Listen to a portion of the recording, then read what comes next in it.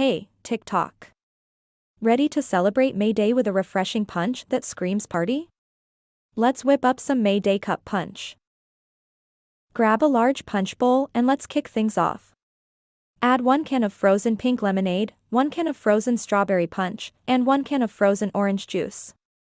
Now, pour in 1 liter of pineapple juice. This is where the tropical vibes kick in. Time for some fizz. Add 2 liters of ginger ale and 1 liter of 7-Up or Sprite. Get ready for those bubbles. Let's add some fruity goodness. Toss in 2 cups of chopped strawberries and 2 cups of orange segments. Now, the magic happens. Stir everything until the frozen juices thaw and blend seamlessly with the sodas and pineapple juice. Add plenty of ice to keep things cool, the colder, the better. Time to serve. Grab your favorite party cup, ladle in this fantastic May Day cup punch, and get ready for a burst of flavor.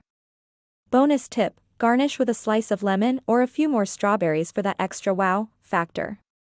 There you have it, the perfect May Day cup punch to kick off your celebration.